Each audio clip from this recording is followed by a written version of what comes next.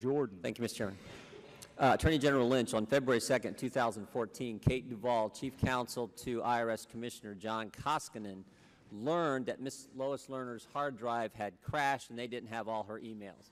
Mr. Koskinen and the IRS waited until June of that year, June of 2014, to tell Congress.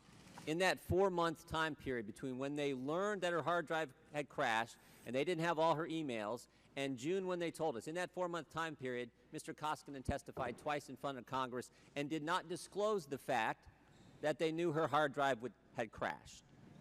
1 month later, after they learned her hard drive had crashed, in March of 2014, March 4th of 2014, the IRS destroys 422 backup tapes.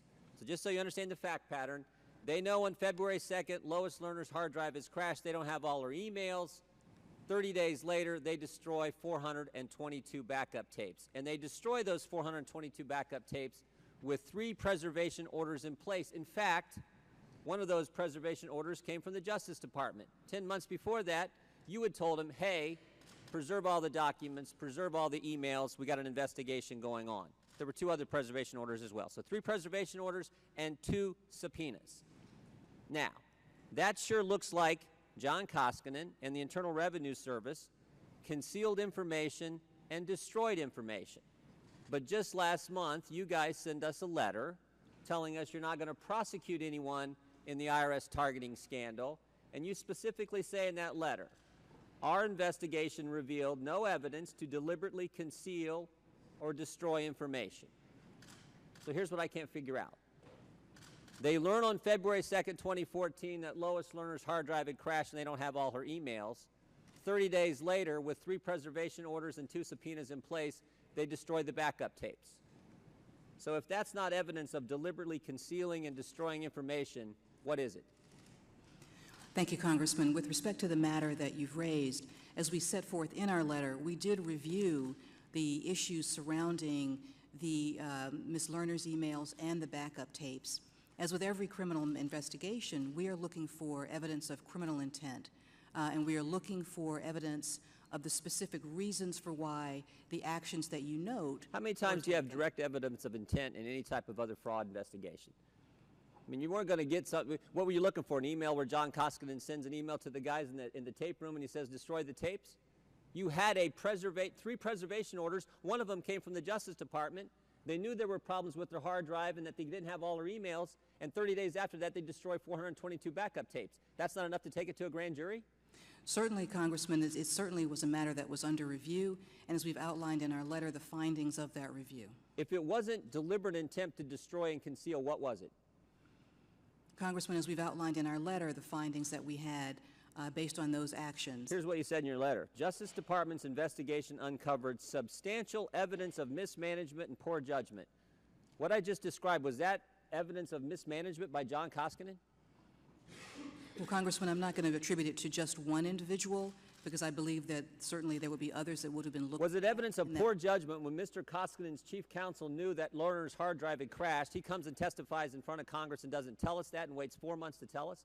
Was that evidence of poor judgment? I can't speak to what was in his mind when he testified before you. What I can speak to is the information that we provided to this committee outlining the steps that were taken in the Department of Justice investigation. What was it going to take? And the conclusions that were drawn. And as we've indicated. Here's what the American people want to know, Attorney General. What was it going to take before you would take this to a grand jury?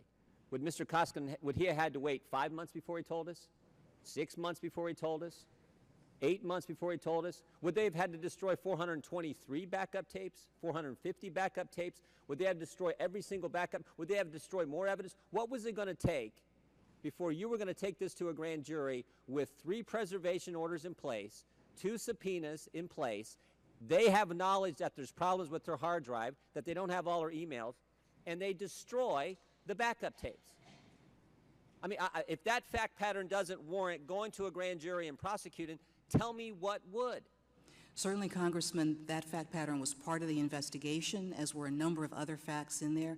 And as we outlined in our letter, we outlined not only the investigative steps that were taken, but the conclusions that we drew from. So who are you referring to when you say substantial evidence of mismanagement and poor judgment? Who?